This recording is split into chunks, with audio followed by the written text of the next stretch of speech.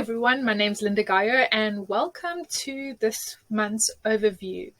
We are moving into September, and in the month of September we're going to have a look at all the different gates or the traits that we transition through and what type of energies and dynamics we can expect from those.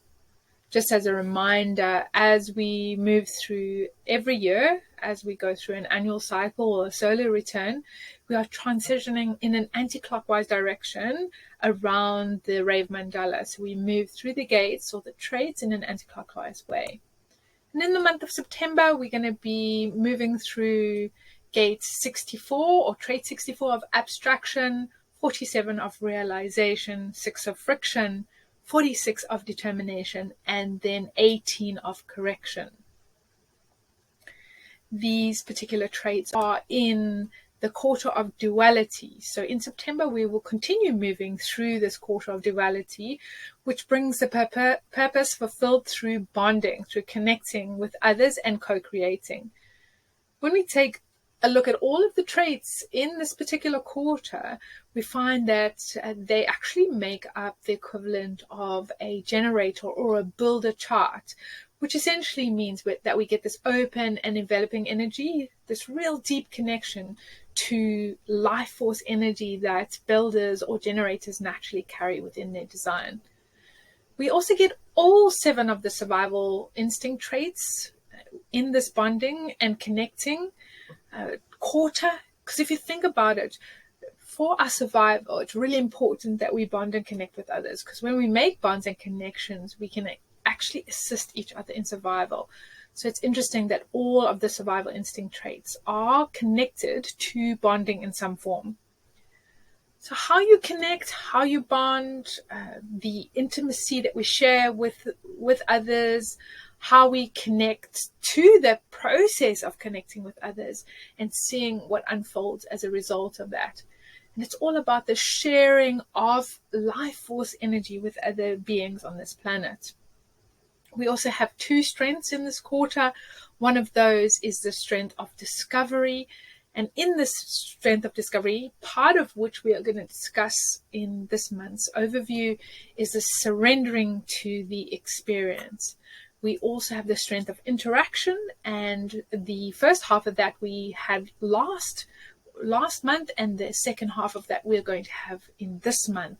And this is about that interaction, that intimacy, connecting to people on a very, very deep level. So let's take a look at the traits.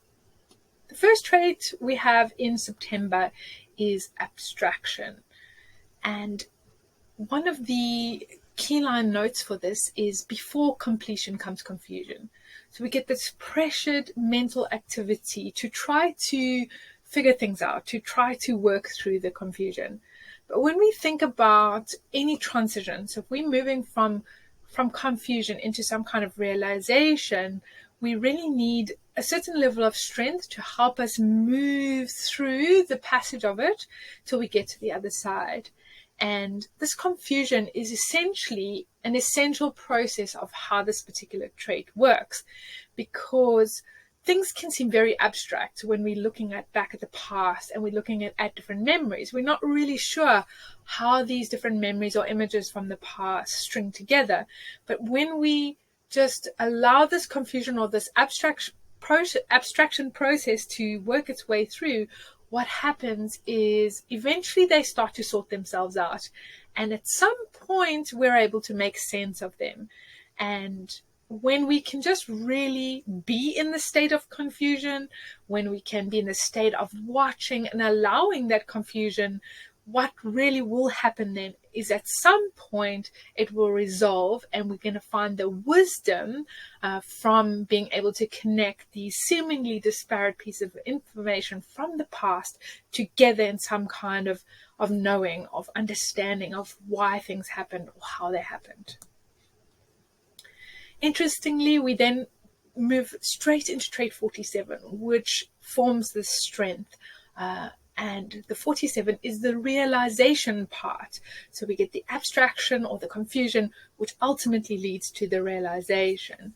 And when we're able to just be in the space of reviewing the past, we can actually find meaning that other people may have missed.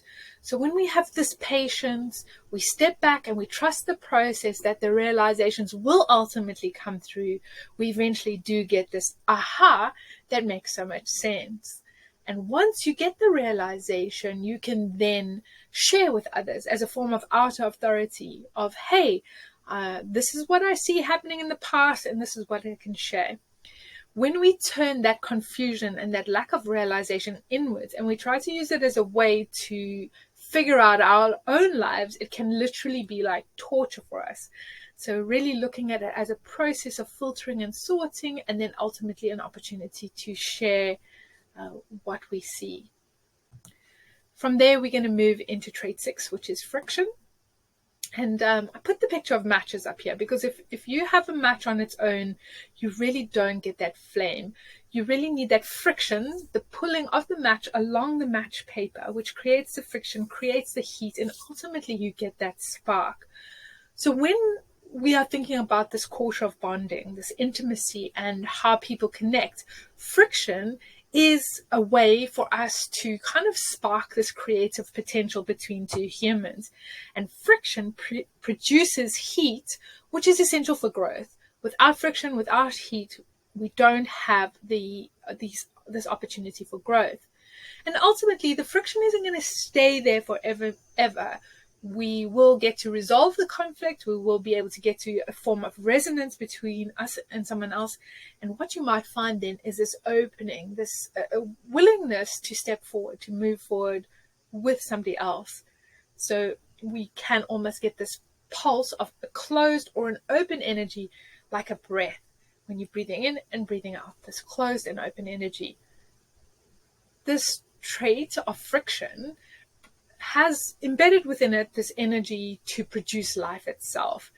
And it's really connected to emotional awareness, to feelings, to moods, to sensitivity, and almost in some respects this controlling of the flow of emotions. So as we move into this trait of friction, it would be just interesting to watch this heat, this friction, the moods, the emotional feelings that get stirred up, and where that leads you. From there, we move into trait 46 of determination. And this is part of the other strength that I was talking about in this quarter of bonding. And trait 46 has this love of the body within it, where we treat the body as a temple. And we really focus in on the love of the body, focus on the quality of life that you get to experience in this physical body. And when you start being able to accept being wherever you are, knowing that you're always in the right place, your determination for this can be rewarded with this beautiful experience of serendipity that leads to discovery, to good fortune, and to succeeding where other people may fail. In order to have that, however, one needs to surrender to this process, surrendering to the cycle of experience, because we don't know what an experience will bring us. We don't know when we step into a new experience where it will lead. And when you can surrender just to being in the experience of the experience and to the cycle that experience brings, then on the other side, you get to fulfill your potential. Or if you don't, it could actually bring this absolute chaos. So either way, you just got to surrender to what it will be and trust that you're going to get the right experiences at the right moment. What most people tend to do with this is they want to control the experience. They want to control the outcome. They want to know where it's going, and they can't just get into this trusting space.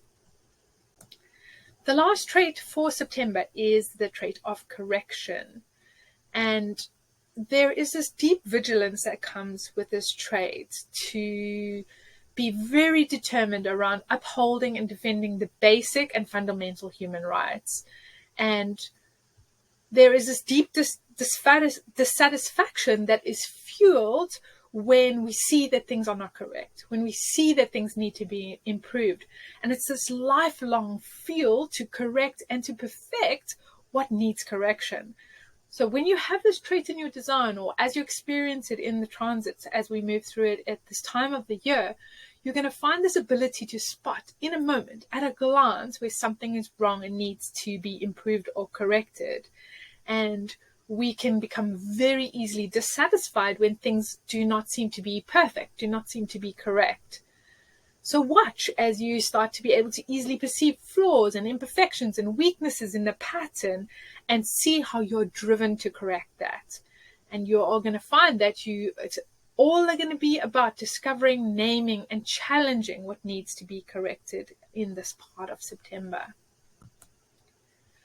So that's the month of September for us. We move through this abstraction and confusion, not knowing how the pieces connect. Then we come to this beautiful realization of, aha, I see it now.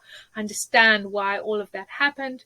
We then move into this friction, which is essential for growth, for creative potential, for life on this planet.